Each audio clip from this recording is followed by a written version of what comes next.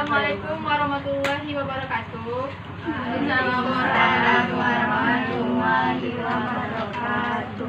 Alhamdulillahirabbil alamin wa bihi nasta'in wa ala umuri dunya waddin. Wassalatu wassalamu ala asrofil anbiya'i wal mursalin sayyidina Muhammadin wa ala alihi wasahbihi ajma'in, amma ba'du. Pertama-tama marilah kita panjatkan puji syukur kita kehadirat Allah Subhanahu wa taala yang telah memberikan kita nikmat dan rahmat sehingga kita bisa berkumpul di ruang belajar kecil ini pada pagi hari ini. Lalu pula salawat berangkaikan salam kita hadiahkan kepada Nabi Muhammad SAW dan tentunya yang saya sayangi Ananda sekalian. Jadi pada pagi hari ini sebelumnya saya ingin memperkenalkan, nama saya adalah Halimah Sadiah. Saya berasal dari kampus UINSU dari jurusan Pendidikan Agama Islam semester 6. Tujuan pembuatan video ini adalah untuk membuat micro teaching ataupun pembelajaran kecil-kecilan pada masa COVID-19 ini, yang dimana pembelajaran kita tidak terasa produktif karena sekolah-sekolah juga ditutup. Jadi setidaknya ketika adanya pembelajaran kecil ini kita bisa menanggung pengetahuan kita. Sebelum itu, sebelum mulai pelajaran, kita absen terlebih dahulu ya. Kita lihat ibu absen dulu. Iya Bu. Yang pertama, mulai dari saya Bu. Ayo Rayu, Najib Atila, Ibu Rizpian Nurmalika, Ibu Aulia, Dayang Intan, Saya Bu. Aina Sakila, Hadir Bu. Aulia Nur, hadir Bu. Habibah, hadir Ibu.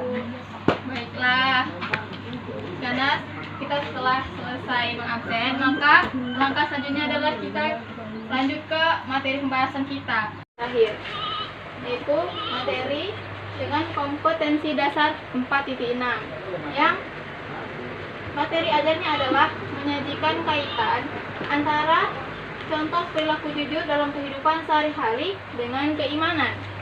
Dengan indikator pencapaian yang harus kita capai adalah kita dalam pelajaran ini akan membahas 3 materi. Yang pertama yaitu membuktikan sifat kejujuran Nabi Muhammad SAW. Yang kedua yaitu kita membacakan ayat Al-Quran tentang perintah perilaku jujur. Dan yang terakhir itu mengaplikasikan perilaku jujur di kehidupan sehari-hari. Dan materinya yaitu pertama sifat jujur Nabi Muhammad. Jadi di sini ada pembuktian sifat jujur Nabi Muhammad.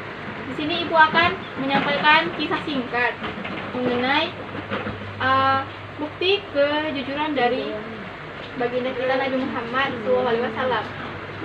Pada masa itu, cerita ini dimulai ketika Nabi Muhammad sudah mulai menyampaikan dakwah secara terang-terangan.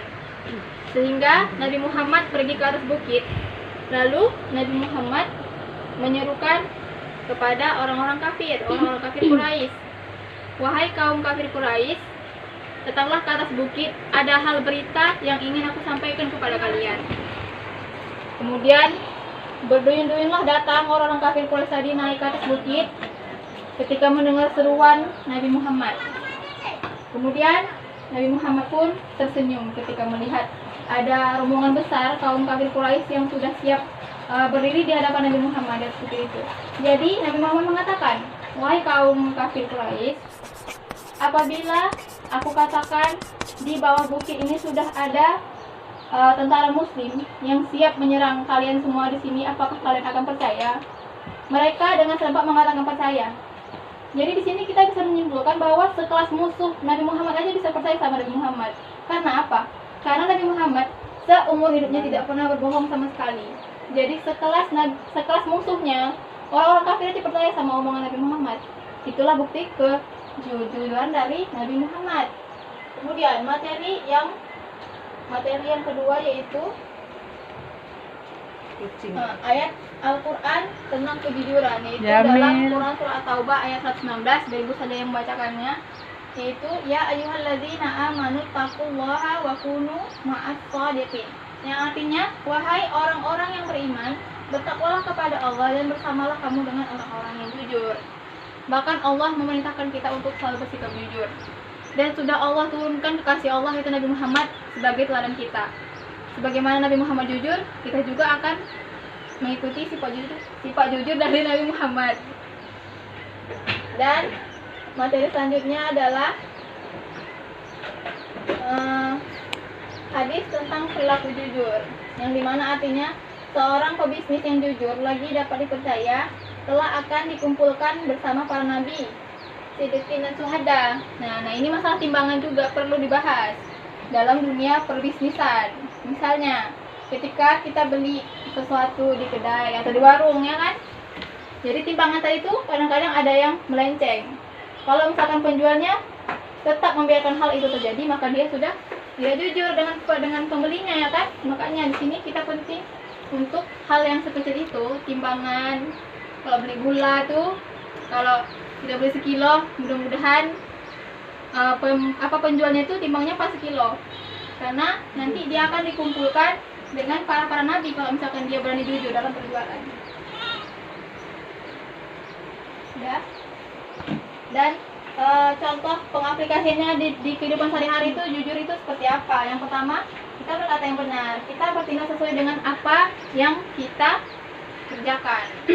Intinya tuh kita tuh tidak munafik gitu. Kita berkata jujur, kita tidak ingkar janji, orang pasti percaya sama kita.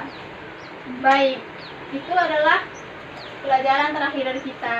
Jadi setelah penjelasan dari Ibu, adakah Ananda yang ingin bertanya? Saya, Bu. Baik, silahkan. Perkenalkan, nama saya Aulia Nur. Bu, saya ingin bertanya, apa manfaat dari bersikap jujur? Baik, pertanyaannya mantul. Nah, jadi manfaat sikap jujur itu yang pertama tadi sudah dijelaskan melalui hadis.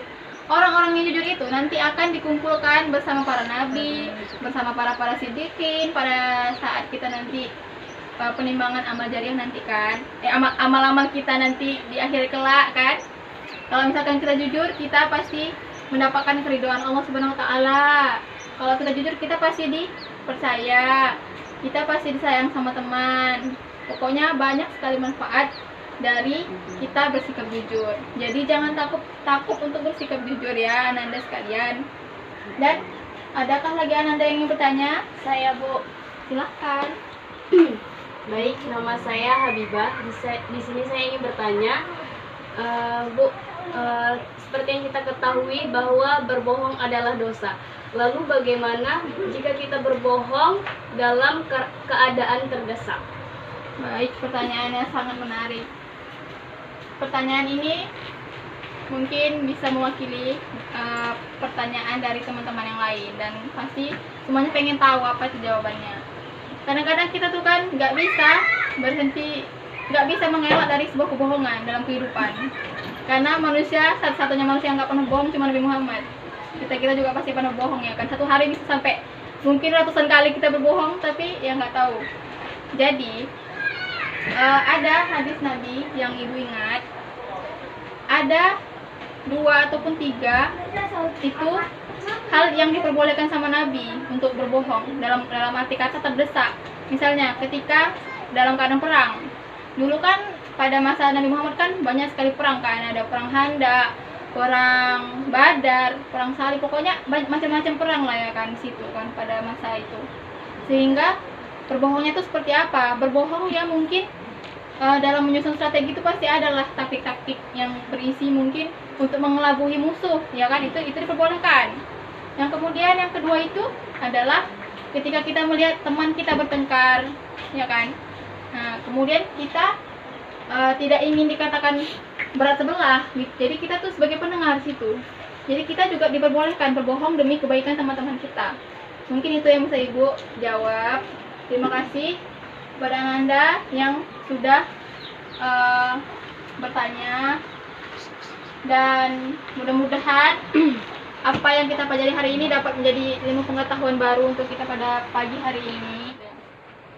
Ibu ucapkan selalu semangat belajar walaupun pada masa COVID-19 ini. Jangan menjadikan alasan kita untuk malas-malasan belajar, karena sekarang tuh udah banyak sekali media yang mendukung kita untuk belajar. Ada HP, ya kan? Ada berbagai macam aplikasi yang mendukung kita untuk belajar, apakah itu YouTube ataukah itu Ruang Belajar. apakah itu ruang guru? Nah, banyak sekali aplikasi-aplikasi mendukung tentang pembelajaran. Tunggu. Dah. Mungkin itu saja yang bisa Ibu sampaikan. Lebih dan kurang mohon maaf. Wabillahi taufiq wal hidayah. Wassalamualaikum warahmatullahi wabarakatuh. Waalaikumsalam.